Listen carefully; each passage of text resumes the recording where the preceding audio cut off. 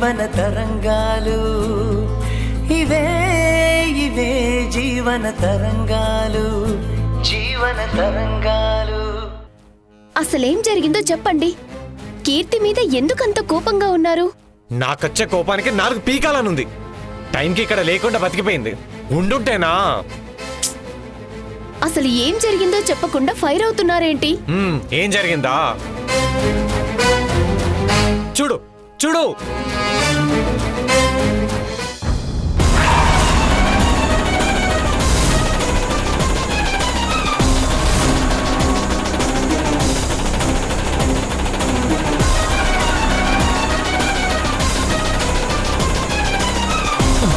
చూసావు కదా, నీ ఆడపడుచు ఎవరిని కొట్టిందో తెలుసా? ఈ సిటీలోనే నెంబర్ 1 ఈడియట్ని. ఒక రౌడీని నడి రోడ్డు మీద చేసుకుంది.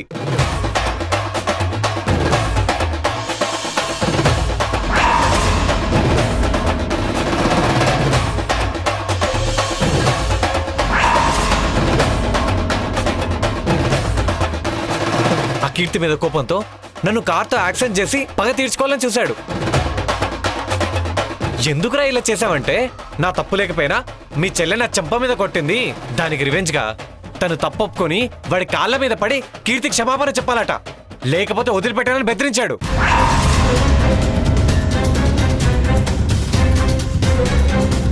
అందరి ముందు వాడు చేసిన పనికి నా తల తీసేసినట్టయింది. ఇప్పటికే అప్పిచ్చాడన్న సాకుతో మనని టార్చర్ పెడుతున్నాడు. అది సరిపోదన్నట్టు ఇప్పుడు కొత్త తలనొప్పి పడింది. మా అమ్మ నాన్న తనకు ఫ్రీడమ్ ఇచ్చి గారాబం చేసి పెంచడం వల్లే ఇలా తయారైంది. రౌడీ వెధవులతో గొడవపడే స్థాయికి దిగజారి ఇంటి పరువుని బజారుకి ఇచ్చింది. వాడు రౌడీ ఫెల్లో. బుద్ధున్నాడు ఎవడన్నా వాడితో పెట్టుకుంటారా? నాకే వార్నింగ్ ఇచ్చిన వాడు కీర్తి ఒంటరిగా దొరికితే ఎలాంటి ప్రమాదం తలపెట్టకుండా ఎలా వదిలి పెడతాడు చెప్పు? మా అమ్మ వాళ్ళ తీరు చూస్తుంటే కూతురు నెలకు జీతం తెచ్చిస్తే చాలు, తను ఏం చేసినా మాకు ఓకే అన్నట్టుంది. కీర్తి రాని, నేను గట్టిగా బుద్ధి చెప్తా. Stop it Mahesh. కీర్తి గురించి అనేటప్పుడు 1కి 2 సార్లు బాగా ఆలోచించుకొని మాట్లాడండి. కీర్తి ఎలాంటి పరిస్థితుల్లో వాడి మీద చేయి చేసుకుని ఉంటుందో నేను అర్థం చేసుకోగలను. అప్పిచ్చిన వాడు చెప్పాడు కాబట్టి మీ చెల్లి గురించి ఏం చెప్పినా కరెక్ట్ అని బ్లైండ్ గా నమ్మడం మానుకోండి. నువ్వు కూడా కీర్తిని సపోర్ట్ చేస్తున్నావేంటి? తనెంత ఆవేశపరురాలో, ఎంత పొగురుగా ఉంటుందో మర్చిపోయావా? అలాంటి కీర్తి తప్పు చేయలేదంటే నువ్వెలా నమ్ముతున్నావు? నేను ఒక ఆడపిల్లనే కాబట్టి కీర్తి ప్లేస్ లో ఉండి ఆలోచిస్తున్నాను.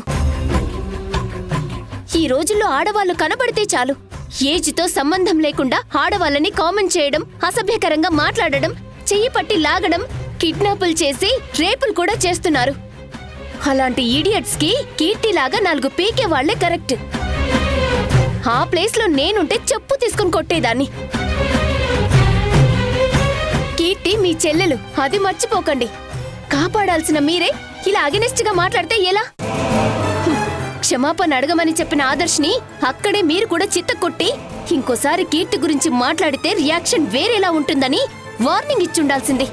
వాడు ప్రూఫ్ చూపిస్తుంటే నమ్మకుండా ఎలా ఉంటాను? వాడు 100 చూపించినా సరే నమ్మలేం, కానీ మనింట్లో మనిషిని నమ్మాలి.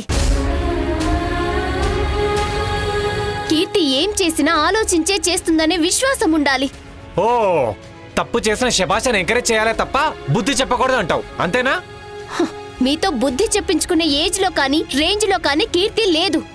అయినా ఇలాంటి విషయాలు కడుపులో దాచుకోవాలి గాని బయట పెడితే ఈ ఇంటి పరువు పోతుంది.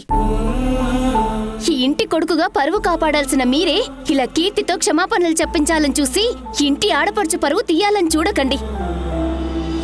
కీర్తికొచ్చిన పెళ్లి సంబంధం కూడా పోయింది. ఇప్పుడు తను అల్లరి పాలయ్యేలా చేస్తే నలుగురిలో తను తలెత్తుకొని ఎలా తిరుగుతుందనుకుంటున్నారు? రౌడీతో గొడవ పెట్టుకుందని అందరికీ తెలిస్తే తనకి పెళ్లి కూడా జరగదు. ఇంత జరిగాక తన లైఫ్ ఏమవుతుందని ఒక్క క్షణమైనా ఆలోచించారా? ఇప్పుడు ఆ రాస్కల్ మాట వినకపోతే ఊరుకుంటాడనుకున్నావా? ఆల్రెడీ మీరు వాడితో అప్పు చేసి ఇంటికొచ్చేలా చేశారని మిమ్మల్ని అంటున్నారు. అది చాలదన్నట్టు ఇప్పుడు కీర్తిని తీసుకెళ్లి సారీ చెప్పిస్తే అందరిలోనూ మీరే విలనైపోతారు. ఆదర్శ్ లాంటి రౌడీ మిమ్మల్ని ఏం చేయకుండా వదిలేశాడని హ్యాపీగా ఫీల్ అవ్వండి. ఇక ముందు కూడా వాడితో ఎలాంటి గొడవలు పెట్టుకోకండి. ఇప్పుడు మీకు ఏదైనా అయితే కడుపుతో ఉన్న నేను ఏడుస్తూ కూర్చోవాలి. కీర్తితో మాట్లాడి అసలు జరిగిందేంటో నేను కనుక్కుంటాను. మీరు సైలెంట్ గా ఉండండి. మీకు నచ్చినట్టు చేసుకోండి.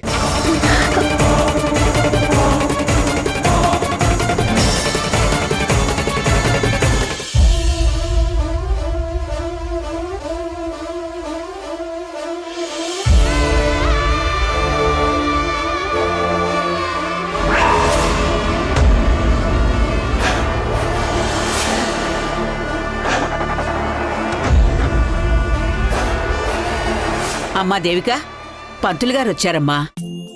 నమస్కారం పంతులు గారు. నమస్కారం అమ్మా. కూర్చోండి. బాబు కళ్యాణ్, పంతులు గారు వచ్చారు, ఓసారి రానాయనా.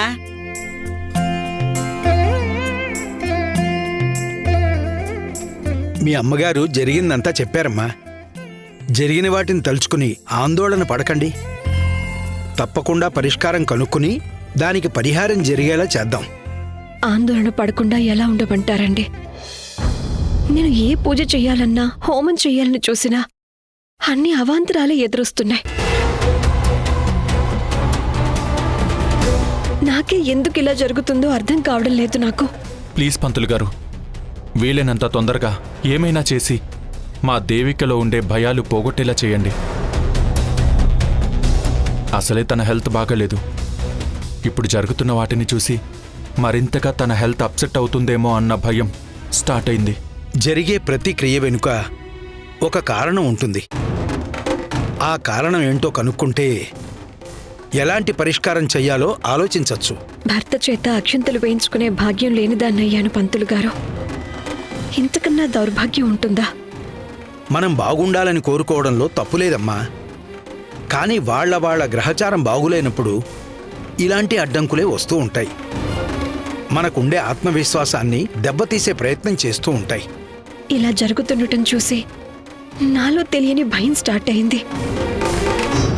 ఆ భయం పోవాలంటే నా భర్తకి ఎలాంటి ఆపద రాకుండా ఎలాంటి పూజలు చెయ్యాలో, ఎలాంటి హోమాలు చెయ్యాలో చెప్పండి. నా భర్త క్షేమం కోసం నేను ఏం చెయ్యడానికైనా సిద్ధం.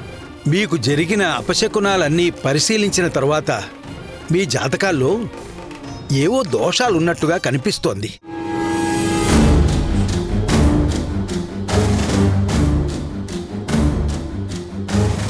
ఒకసారి మీ ఇద్దరి జాతకాలు చూపిస్తే ఎందుకిలా జరుగుతోందో ఒక అంచనాకి రావచ్చు. దేవిక, వెళ్ళి జాతకాలు తీసుకురామ్మా.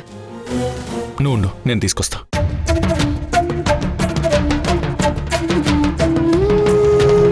ప్రియమైన ఈటీవీ ప్రేక్షకులకి నమస్కారం.